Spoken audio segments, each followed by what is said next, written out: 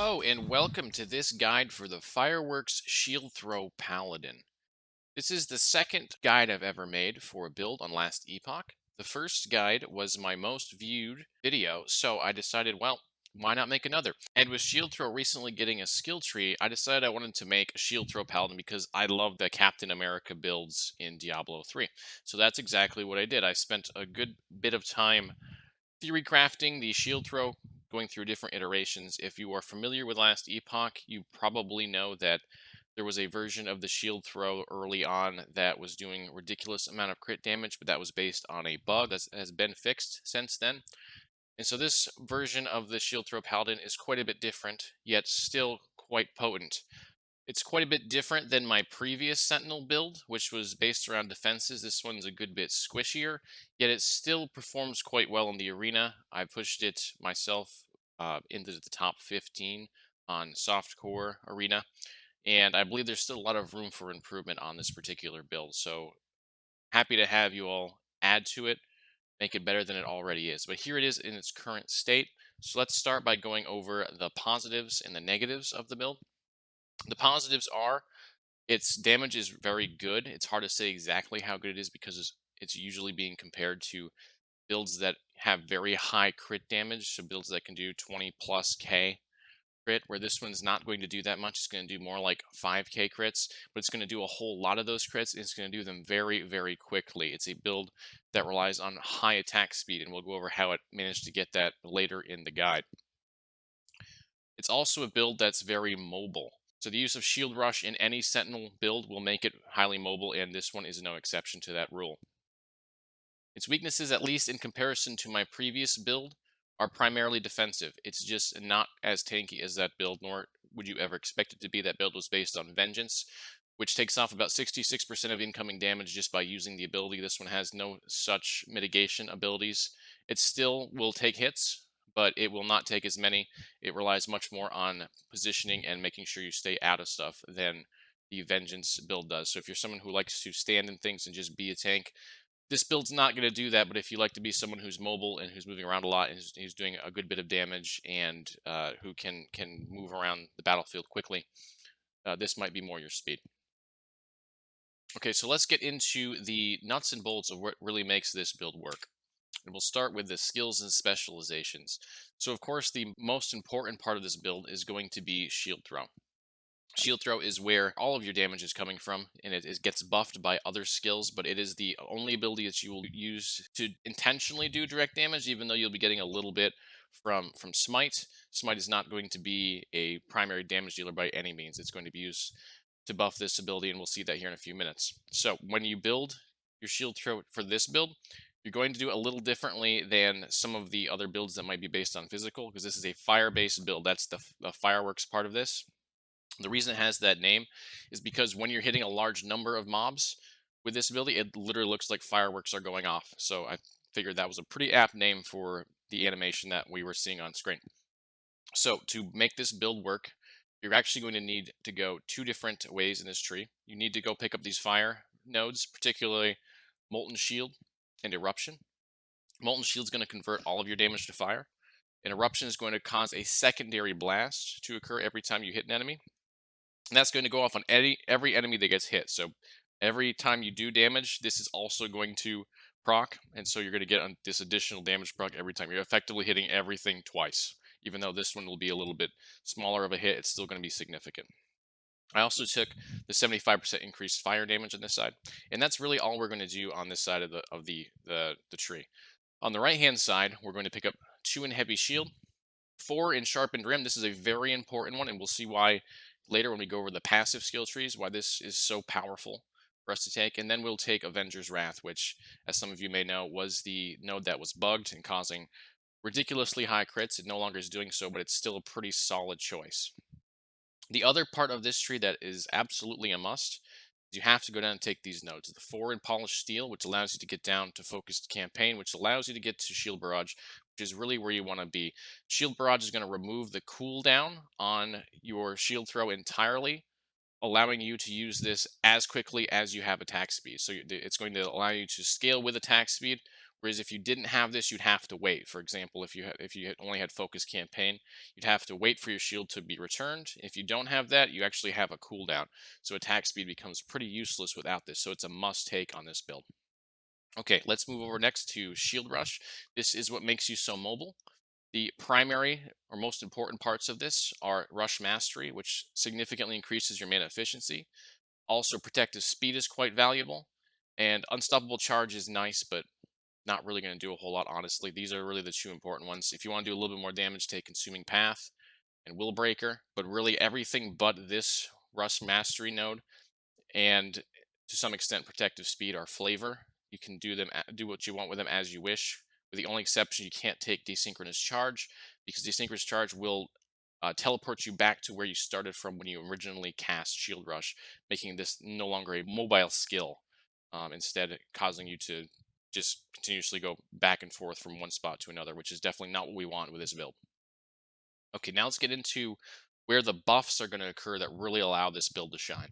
The first one is Smite. Smite is a damage dealing ability that we are really not worried about the damage it does because it's going to be very small in comparison to what Shield Throw does. But where it really shines is Righteous Flurry, where after you've used this ability, after you cast it, you gain 50% increased attack speed, and that is global. So as you hit with Smite, you then get 50% increased attack speed, which transfers over to your shield throw, allowing you to do your shield throw a lot quicker than you otherwise would. Your attack speed just jumps tremendously. Other than that, most of this is sort of flavor. 30% chance to blind enemies is really nice, so I added that in. I also added Fissure, which allows for a small AoE. Aftershock allows it to last a little bit longer, and Epicenter increases the area effect. And these have some value in just insofar as they allow you to potentially hit enemies longer, which will allow Righteous Fury to stay up longer. As you can see, if you hit an enemy with Smite recently, and since these are part of Smite, they are also going to allow you to maintain that proc. That is basically how Smite works, and that's really what you're using it for. Is just that 50% increased attack speed on your shield throw, which you can effectively keep 100% uptime as it drops. And I believe it's like a 4 or 5 second uptime after you've hit an enemy, potentially longer if you're continuously hitting an enemy. After that goes off, you can just cast Smite again. There's no cooldown on it. You can continuously keep that up to effectively 100% uptime. Okay, now let's move on to one of my favorite abilities in the game, Holy Aura.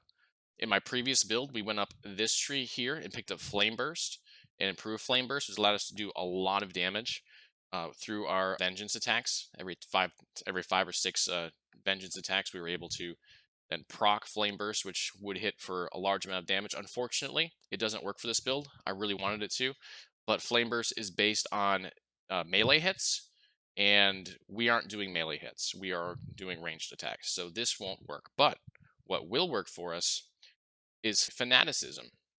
And Fanaticism gives 25% increased attack and cast speed, and you can probably see there's a bit of a theme going on here where we're really pushing attack speed. So the great thing with Fanaticism is since Holy Aura is on all of the time, as long as it's on your bar, you're always going to have that 25% increased attack speed. And then when you actually use Holy Aura, you use its active ability, it doubles that. In fact, it's going to do more than double it with our build, as you'll see later. So you're going to get quite a bit of attack speed from the ability itself, and then the active version of it, which you can have up effectively 40% of the time because it's up for 4 seconds with a 10-second cooldown. You will have this up a large amount of time when you're actually attacking things, because some of the times where it's on cooldown, you're not actually fighting. And so you can maintain a pretty high uptime as far as when you're actually in battles with enemies. Other really nice nodes are Fleet-footed, which gives you more dexterity, which increases your dodge. It also increases the damage that Shield Throw does as it's affected by dexterity. And Swiftness, which increases your dodge chance, which will be quite valuable in this build since it's not quite as defensive, or really close to as defensive as someone who's taking Vengeance. Shielded by Faith is also nice for a couple of nodes, and then Shelter from the Storm gives you that additional elemental protection and that vitality, so you're really getting all of your protections buffed from this node. And then this Hammer Throw, we can really ignore that. That was really just for testing purposes. I was using that while respecking Shield Throw a few times to get the build that I really wanted. So those are the only 4 you actually need in this build as far as abilities with skill trees. You are going to pick up one other ability, though, which is Sigils of Hope.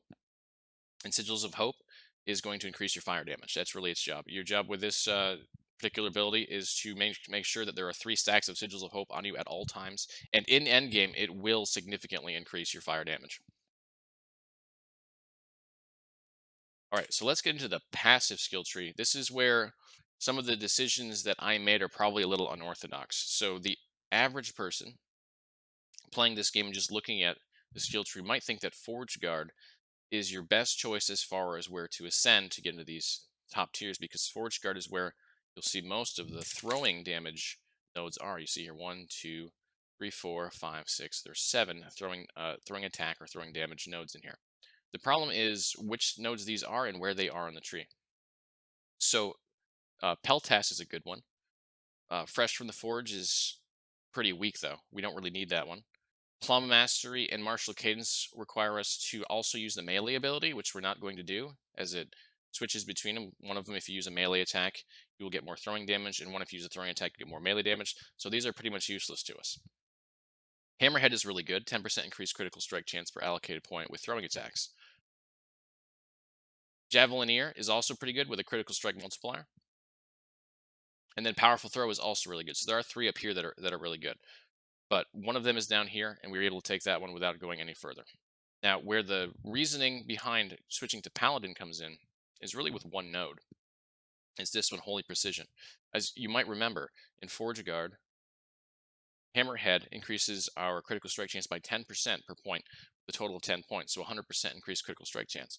However, Holy Precision increases it by a full 300%, 3 times the amount of the Forge Guard node, and also with only 10 points. So we're getting 3 times the amount of critical strike from this node as we would be from the Forge Guard node, and that they are pretty much summed up why I made this switch. I think that is a way more powerful node. It's very much worth the 10 points that it costs. It's effectively 3 times better than another node that costs the same amount of points. That made it kind of a no-brainer for me to go this route. Now we are losing out on the critical strike multiplier. But that's a full 10 more points you'd have to invest that we can certainly spend in other places. And this build isn't fully done yet. I'm only level 80, so there's more room to go here. There's another 20 points we can put in. And we can put in a bunch of points right here for increased fire damage. That'll be a strong node. It'll also increase our movement speed, which just makes us even more mobile. So there's more room to grow here. Also, Aura of Divinity, which increases the stats granted by Holy Aura, is a pretty strong node as well. So between this one and this one, I was very comfortable switching over to Paladin, and I think it was the right decision. I think like the crit chance difference is much higher, and it's also why I strongly recommend taking Sharpened Rim, because if you do the math in your head, it gives you a 4% critical strike chance. That's then increased by 300%, so it's another 12% on top of it. This node plus the 10 points in the Paladin node give you an additional 16% critical strike chance, which is absolutely huge in a game like this, especially with the amount of attack speed that we're going to have in this particular build. So going back into those nodes, rounding up what we've taken here, 5 points in the Gladiator. Block chance in this and shield block in general is going to be really powerful as a defensive buff for us. 5 points in the Juggernaut. 5 points in the Aegis of Renewal. This one, you could definitely take other points in this one. It's a nice way to gain back some health, but it doesn't necessarily need to be the only choice that you take. You could take, for example, Axe Thrower, and that'd be totally fine. But Retaliation is a really powerful one. Definitely recommend taking this one. And then we go into the Forge Guard, and we take Steel Aegis, Peltast, 1 point in Rallying Block, Shield Crafter, which gives us the ring of shields around us. That's going to proc often, and it's going to be a really good damage mitigation tool. And then we go into Paladin. And the direction which you go, what you prioritize, I would probably, I think you can go both ways really. You can either prioritize Forge Guard first, or you can start with Paladin, get your way up to Holy Aura, or even up to Sigils of Hope, and then switch back to Forge Guard. Either way, this is going to end up being more endgame, almost certainly, for Holy Precision. You're going to have to wait to pick that up, but once you do, it's going to be very powerful. So for Paladin, to round out the tree, Conviction, 2 points into Defiance, Unshakable, Flash of Brilliance, or Blind Chance is really nice. Aura of Divinity, this is at 4 right now, but if I continue to level it, it'll easily be finished up to 5. And Holy Precision. And then once you get higher up the tree, Light of Rhea is definitely a great one to choose.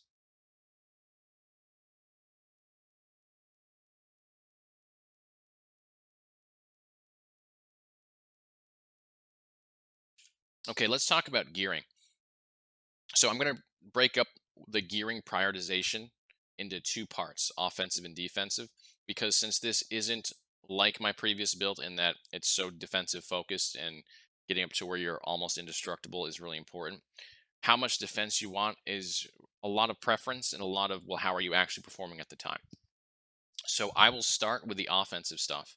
And my general suggestion is to go offense as much as you can and then fill in defense to make sure that you're survivable, which is a little bit different than my previous build. But I think this one really benefits from having a lot of damage, a lot of attack speed. All right, as far as offense goes, there are four stats that you can prioritize, and in what order you choose is somewhat to preference. So first off is throwing attack speed and damage. Definitely make sure you get some throwing attack speed. It's going to scale very well. Also, make sure you pick up the throwing attack damage on both of your rings, as they'll also give you throwing attack mana cost down. And although I'm not entirely sure you need both of them to get to zero cost, you do want to make sure you're at zero cost on your shield throw so that you can spam it as much as you want. And it won't affect the mana costs of your other abilities. It won't affect how likely you are to run out of mana using those abilities. Another great choice is fire damage. Since this is a full conversion to fire, you can pick up fire damage and it's going to be it's going to fully affect the damage output that you actually do. And critical strike multiplier is really valuable too, since we're going to crit so often in this build. We actually crit somewhere around probably 40% of the time. There's no actual stat on screen that will display that because, first of all, there's no throwing attack strike chance, but it's generally the same as your spell critical strike chance, which is at 20%. That's not including the 4% that we have built into the actual shield throw, which is multiplied by another 12%. So you're at about 36% strike chance. So about 1 in 3 are hitting, and you're throwing a lot of these shields. So you're going to be critting an awful lot of the time.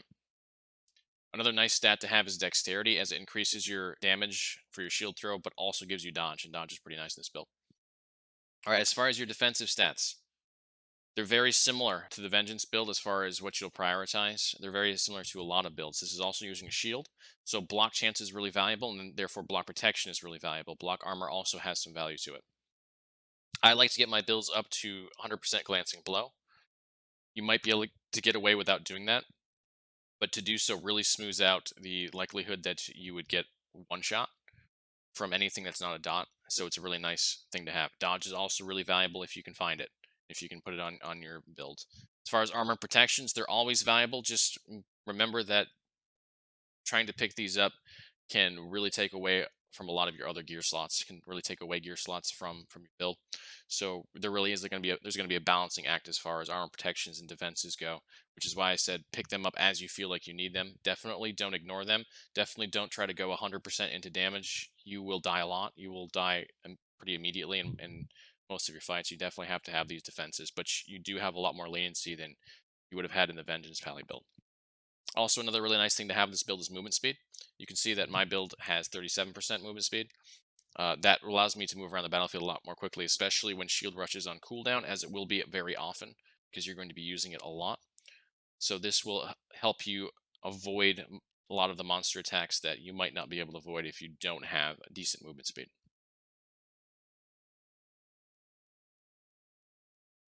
All right, so that covers the passives. The last thing to talk about is the rotation. How does it work? All right, so see we have a full bar here, and everything gets used.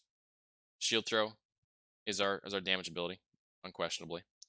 And then shield rush is going to be how we move around the battlefield more quickly, how we can avoid getting attacked. And then we're going to use smite just about whenever our attack speed runs out from the buff that it provides. And holy aura we'll use basically on cooldown or to finish off strong enemies. Sigils of Hope is also maintained with 100% uptime. Always make sure you have all three of your sigils out, otherwise you are decreasing the damage you can. This is a relatively simple rotation. Hit or whatever you put as your Sigils of Hope. Hit that all 3 times to start your fight, and then make sure you hit it at least once every 20 seconds to maintain all 3. Then Holy Aura on cooldown, Smite to start a fight, and then just smash the enemy with your shield throws and watch the fireworks happen. And that's pretty much the build. It's a relatively simple build to run. It is quite powerful though. Just bear in mind that if you've played my previous build, if you've played the Vengeance Pally, this one is going to be a lot less tanky. So you will have to manage your positioning a lot more and keep track of your health. All right, that's going to do it for this build guide. I had a lot of fun with this build. This is definitely one of my favorite builds, which is why I decided to make this video on it. It's just really fun to play. It's really fun to watch it do its thing. The fireworks are really enjoyable. I hope you enjoyed as much as I did. If you have any questions or comments on this build, please drop it down into the comments section. If you enjoyed this build, please give me a like. If you enjoyed the content I'm giving, a subscribe is awesome. I'm still a very fledgling YouTuber here, and so any support I get is very, very much appreciated and really helps. Also, I stream 6 days a week on Twitch. I don't just stream Last Epoch, but feel free to come in and ask questions even about Last Epoch, regardless of the game I'm playing. Would love to have you join our community there. It's a growing community. It's a great community. We're having a really great time there. You can also join us in Discord, where I also answer questions and provide announcements to work I'm doing, whether it be videos or whether it be upcoming streams. Would love to have you join us there as well. Thank you so much for hanging out, for watching this video. I hope you have a great time in Last Epoch. See you again real soon.